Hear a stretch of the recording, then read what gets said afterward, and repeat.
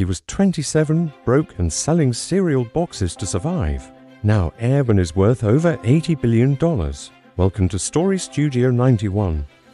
Brian Chesky sat on an air mattress in his San Francisco apartment. The year was 2007. He was 27 years old. Rent was due in 3 days. Brian had $40 in his bank account. His roommate, Joe Gebbia, was equally broke. They had both moved to San Francisco to pursue their dreams. Brian wanted to be a designer, but dreams did not pay rent. They were about to be evicted. Brian and Joe were desperate. They needed money immediately. Then Brian saw a notice. A design conference was coming to San Francisco. Every hotel in the city was sold out. Thousands of people needed places to stay. Brian had an idea.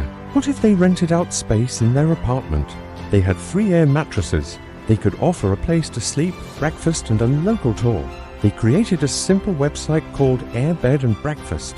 3 people booked. Brian and Joe made enough to pay rent. That desperate solution to pay rent became Airbnb. Today, Airbnb is worth over $80 billion. Brian was born in 1981 in Niskayuna, New York. His parents were social workers. They were not wealthy, but they encouraged Brian to be creative, to think differently. Brian loved art as a kid.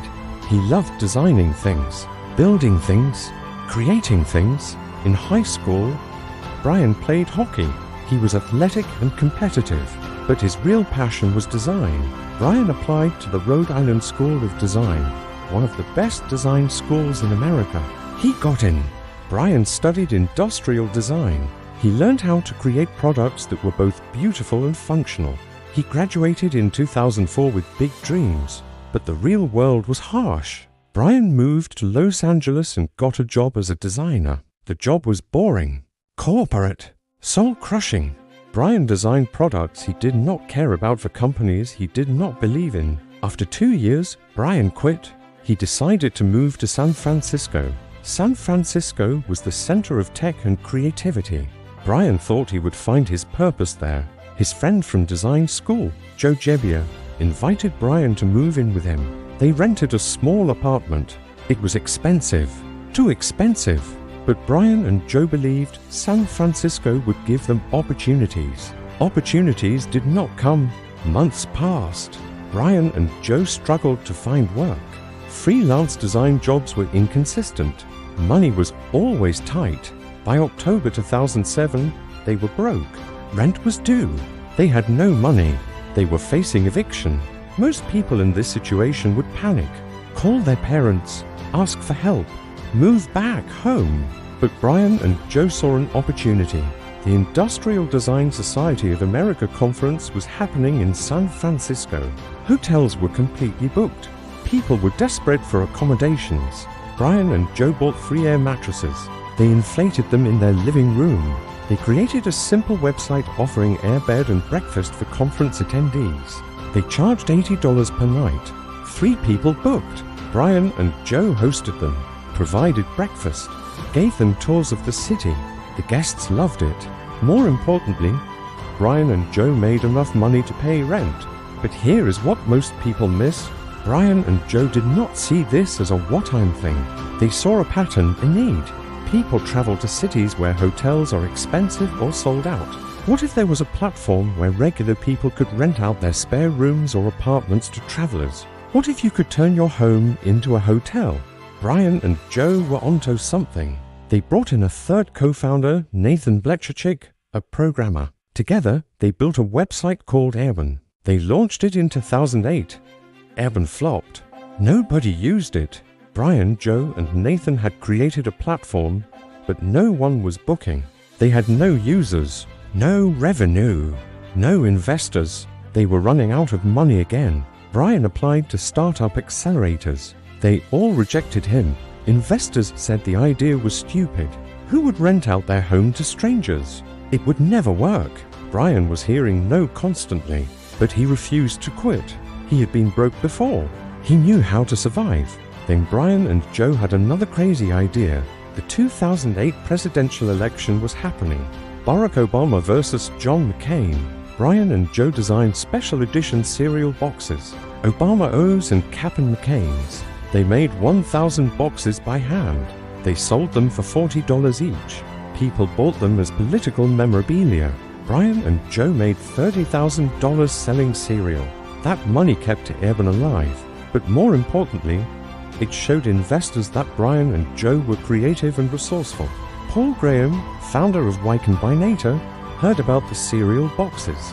He invited Airbnb to join Y Combinator's startup accelerator. That changed everything. At Y Combinator, Brian learned how to improve Airbnb. He learned that the photos on the site were terrible. People were not booking because they could not see what they were renting. Brian and Joe went to New York. They visited every Airbnb host. They took professional photos of the apartments. Bookings immediately increased. Brian realized that details mattered. Quality mattered. User experience mattered. Airbnb started growing. Slowly at first, then faster. But growth brought problems. In 2011, a host's apartment was trashed by a guest. The story went viral. People said Airbnb was dangerous, that letting strangers into your home was insane. Brian faced a crisis. He could have given up. Instead, he created a guarantee program. Airbnb would cover up to $1 million in damages. He improved security features. He built trust systems with reviews and verification. Brian turned a crisis into an opportunity to make Airbnb better. Airbnb kept growing. By 2015, Airbnb was operating in 190 countries. Millions of people were using it. The company was valued at $25 billion. Then came COVID-19 in 2020. Travel stopped completely. Airbnb's revenue collapsed by 80% in 8 weeks.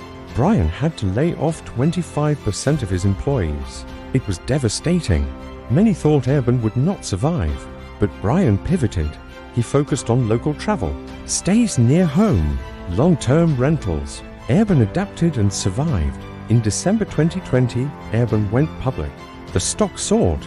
Airbnb was valued at over $100 billion on its first day of trading. Today, Airbnb is worth over $80 billion. Brian Chesky, the guy who could not pay rent and sold cereal boxes, became a billionaire, worth over $11 billion personally. The air mattresses in his living room became a global hospitality empire. Brian once said something powerful: build something 100 people love, not something 1 million people kind of like. Brian focused on making Airbnb perfect for early users. He went to New York and took photos himself. He obsessed over details. That focus on quality built trust. Trust built growth.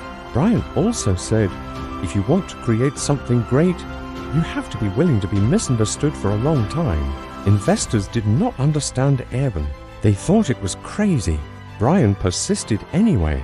Your vision does not need to be understood immediately. It needs to be correct eventually. Desperation breeds innovation. Brian created Airbnb because he could not pay rent. He sold cereal boxes because he was broke. Desperation forced creativity. Your toughest moments might birth your best ideas. Do not waste your struggles. Use them. Your first attempt will fail. Airbnb flopped at launch. Nobody used it. Brian could have quit. Instead, he learned. He improved. He tried again. First versions always fail. What matters is version 2, 3, 10. Keep iterating. If this story inspired you, please like the video and subscribe to Story Studio 91.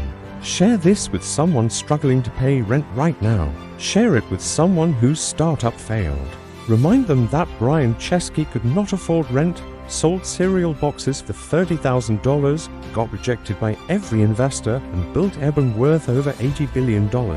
Your desperation today is your innovation tomorrow. Keep building.